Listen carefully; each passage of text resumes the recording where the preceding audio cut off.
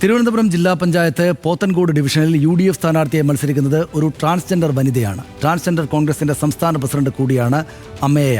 തെരഞ്ഞെടുപ്പിൽ മത്സരിക്കുന്നത് മാത്രമല്ല, ജയിച്ചു കയറിയാൽ അതും പുതുചരിത്രമാകും.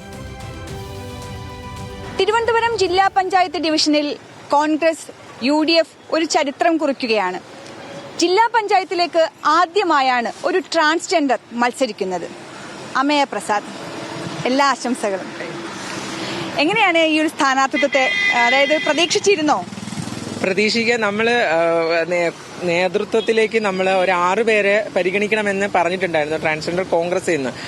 8-9 വർഷത്തോളമായി ട്രാൻസ്ജെൻഡർ കോൺഗ്രസിനകത്ത് പ്രവർത്തനം തുടങ്ങിയിട്ട്. അപ്പോൾ 6 പേരെ പരിഗണിക്കണമെന്ന് പറഞ്ഞപ്പം കേരളത്തിനകത്ത് 3 ജില്ലയിൽ പരിഗണിക്കാമെന്ന് നേതൃത്വം നമുക്കൊരു ഉറപ്പ് തന്നിട്ടുണ്ടായിരുന്നു. അതിൽ ആദ്യമായിട്ട് തിരുവനന്തപുരത്ത് ആദ്യമായിട്ട് പോത്തൻകോട് ഡിവിഷനിൽ എന്നെ ജില്ലാ പഞ്ചായത്തിൽ കാൻഡിഡേറ്റ് ആക്കിയതിൽ ഒരുപാട് സന്തോഷമുണ്ട്.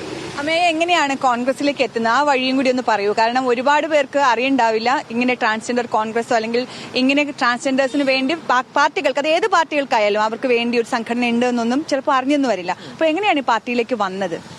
പാർട്ടിയിലേക്ക് വന്നത് കോൺഗ്രസ് നമ്മൾ തുടങ്ങിയ സമയത്ത്, കോൺഗ്രസിന് നമ്മളെ സ്വീകരിച്ച സമയത്ത് നല്ല രീതിയിലായിരുന്നു നമുക്ക് സ്വീകാര്യത അവിടെ ഉണ്ടായിരുന്നത് പാർട്ടിക്കകത്ത്.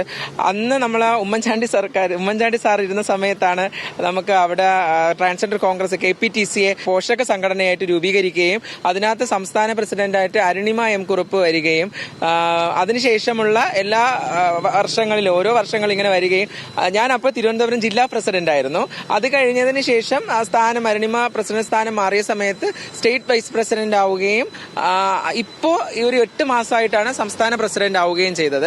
രാഷ്ട്രീയത്തിലേക്ക് ഇറങ്ങുമ്പോൾ അവിടെ ഈ കമ്മ്യൂണിറ്റിയോ അങ്ങനെ എന്തെങ്കിലും പ്രശ്നമാവുന്നുണ്ടോ? ആൾക്കാരിലേക്ക് ഇറങ്ങുമ്പോൾ അങ്ങനെ എന്തെങ്കിലും പ്രശ്നമായി തോന്നിയിട്ടുണ്ടോ? അല്ല, ഇപ്പോഴും അങ്ങനത്തെ പ്രശ്നങ്ങളൊന്നുമില്ല. കാലം മാറിയില്ല. എല്ലാ ആൾക്കാർക്കും അറിയാം ഒരു സ്ത്രീ അല്ലെങ്കിൽ ഒരു പുരുഷൻ അല്ലെങ്കിൽ ട്രാൻസ്ജെൻഡർ ഉണ്ടെന്ന് കാലത്തിൽ എല്ലാവർക്കും അറിയാം. പിന്നെ അവിടെ പ്രത്യേകിച്ച് നീ ഒരു ട്രാൻസ്ജെൻഡർ ആണ് അതുകൊണ്ട് ഇങ്ങനെയാണ് എന്ന് പറയേണ്ട ഒരു ആവശ്യമില്ലല്ലോ. നമ്മളൊരു സ്ഥലത്ത് ജനപ്രതിനിധിയായി വന്നു കഴിഞ്ഞാൽ, അവിടെ ഇപ്പൊ ജയിച്ചു നമ്മൾ അവിടെ ആയി കഴിഞ്ഞാൽ ആ ആൾക്കാർക്ക് വേണ്ടി ജീവിക്കുക അല്ലെങ്കിൽ അവർക്ക് വേണ്ടി ജീവിക്കാനുള്ള ഒരാളായിരിക്കണം.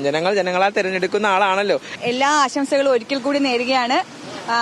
വിജയിച്ചാൽ ചരിത്രമാണ്. ജില്ലാ പഞ്ചായത്തിന്റെ ചരിത്രത്തിൽ തന്നെ ചരിത്രമാകും. ആ ചരിത്രത്തിന്റെ ഭാഗമാകാൻ അമ്മേയ പ്രസാദിന് കഴിയട്ടെ. എല്ലാ ആശംസകളും.